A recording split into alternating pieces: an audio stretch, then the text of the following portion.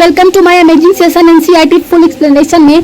तो फ्रेंड्स, अभी तक हम लोगों ने जो आपका चैप्टर है बॉडी फ्लूइड्स एंड सर्कुलेशन, उसमें से 2 लेक्चर को कंप्लीट कर चुके हैं, ठीक है। सेकंड लेक्चर में हम लोगों ने blood groups and coagulation of blood के बारे में जाना है। तो अब है नेक्स्ट लेक्चर। तो बिना टाइम वेस्ट किए हम लेक्चर को स्टार्ट करते हैं। So let's get start with the lymph. Okay, तो हम इसमें देखेंगे लिम्फ क्या है।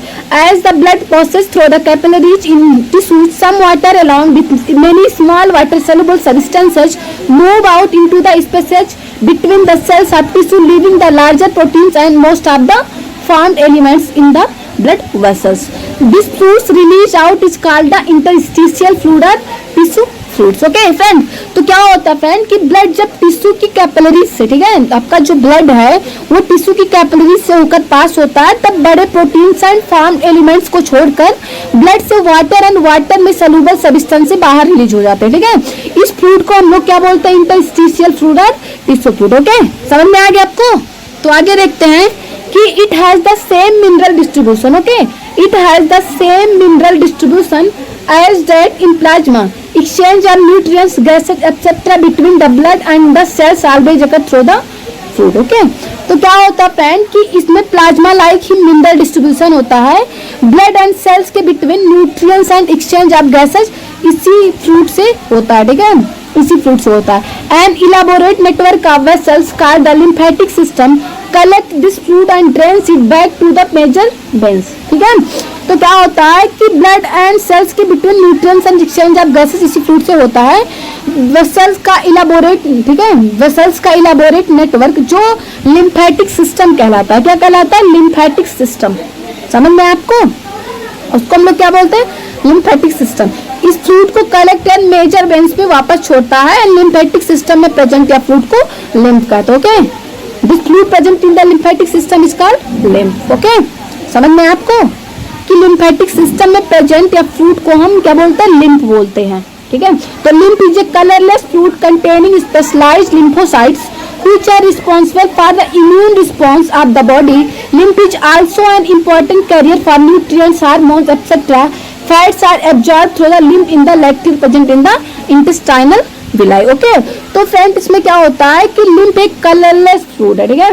मैंने आपको पहले बताया है कि जो लिम्फेटिक सिस्टम है, लिम्फेटिक सिस्टम में प्रेजेंट फ्लूइड को हम लोग क्या बोलते हैं? लिम्फ बोलते हैं।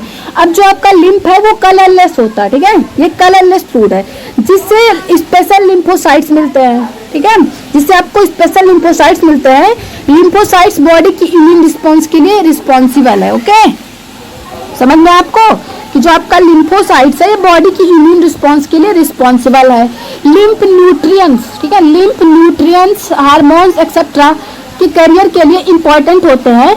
इंटेस्टाइनल बिलाई में प्रेजेंट लैक्टियल फेस, ठीक है, इंटेस्टाइनल बिलाई में प्रेजेंट लैक्टियल, इंटेस्टाइनल बिलाई में प्रेजेंट लैक्टियल्स फैट को लिम्फ द्वारा एब्जॉर्ब करते हैं। ओके, फैट को क्या करते हैं? ये लिम्फ द्वारा एब्जॉर्ब करते। तो हमें लगता है कि आपको समझ में आ गया होगा। तो आगे देखते हैं क्या है। सर्कुलेटरी पाथवे की बात करेंगे। ओके, सर्कुलेटरी पाथवे की बात करेंगे। तो इसमें हम ये देखेंगे कि the circulatory patterns are of 2 types, open और क्लोज। ओके, तो जो आपका सर्कुलेटरी पैटर्न्स है ये 2 टाइप का होता है, एक आपका ओपन हो गया और एक दूसरा क्लोज, ठीक है।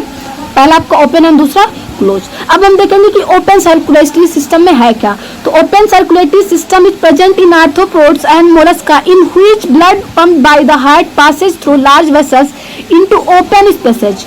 Our body cavity is called sinuses. Okay, तो क्या होता है फ्रेंड कि open circulatory system arthropoda and Mollusca में प्रेजेंट है, ठीक है।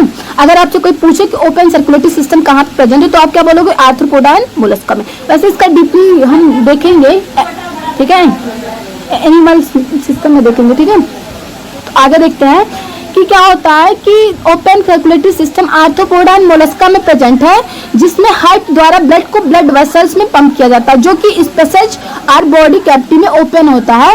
एंड ऐसी कैविटी को हम लोग क्या बोलते हैं? साइनसेज बोलते हैं। ओके, ऐसी कैविटी को हम साइनसेज बोलते हैं। Annelidas and chordates have a closed circulatory system in which the blood pumped by the heart is always circulated through a closed network of blood vessels. This pattern is considered to be more advantageous as the flow of fluid can be more precisely regulated. Okay? तो क्या होता है कि Annelida and Chordata, ठीक है, आपके Annelida and chordates में close circulatory system present है, जिसमें हार्ट से ब्लड का फ्लो एक दूसरे से ब्लड वेसल्स के नेटवर्क में होता है, ठीक है। तो इस टाइप का जो ब्लड सर्कुलेशन ज्यादा एडवांटेज होता है, बिकॉज इसमें ब्लड फ्लो आसानी से रेगुलर किया जा सकता है, ठीक है। मैंने आपको बताया कि इसमें जो ब्लड फ्लो है आसानी से एंड रेगुलर किया जा सकता है, समझ में आया।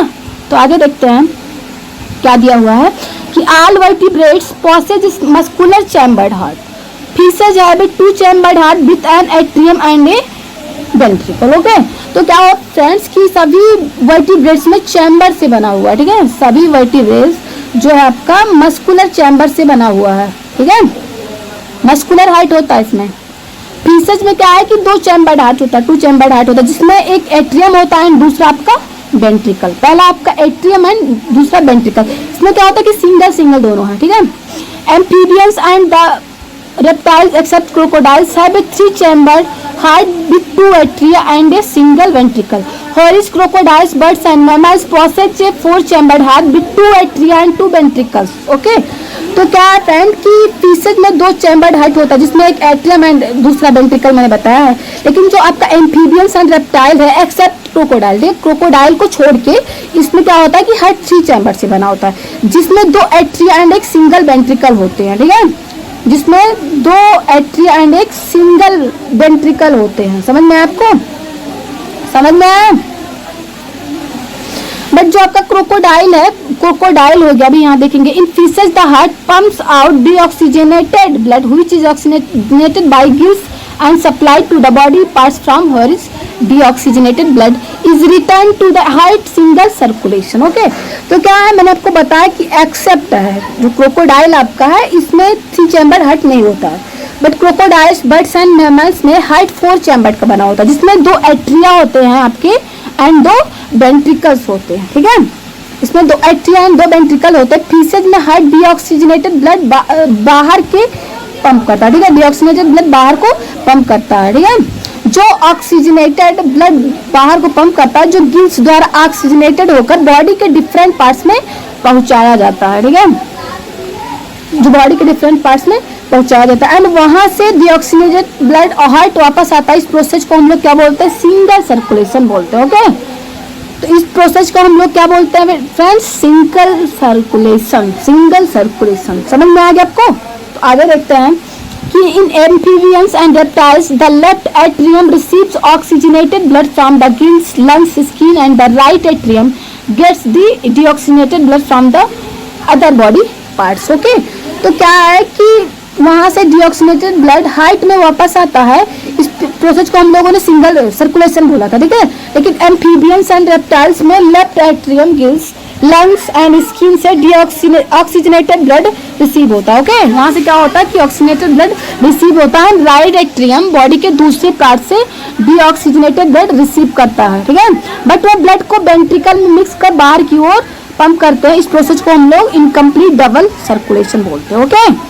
देखिए यहाँ पे दिया हुआ है, however they get mixed up in the single ventricle which pumps out mixed food in complete double circulation, ठीक है। मैंने आपको पता है कि इनकम्प्लीट डबल सर्कुलेशन बोलते हैं। तो आगे देखते हैं, in birds and mammals oxygenated and deoxygenated blood received by the left and right atria respectively passes on the ventricles are the same size.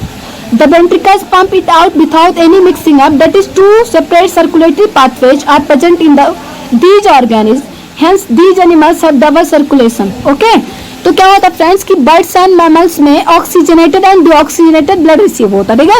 आपके बर्ड्स एंड मैमल्स में हम लोगों में oxygenated and deoxygenated blood receive होता है, जहां से वह रिस्पेक्टिवली, ठीक है, जहां से वह respectively left and right atria में जाता है एंड एट्रिया बिना ब्लड को मिक्स किए इन्हें पंप करता है। दैट इज टू टाइप के सर्कुलेटरी पाथवे इन एनिमल्स से मिलते हैं एंड इन एनिमल्स में डबल सर्कुलेशन पाया जाता है, ओके। समझ में आ गया आपको, मैंने आपको बहुत अच्छे से बताया, समझ में आ जाना चाहिए, ठीक है।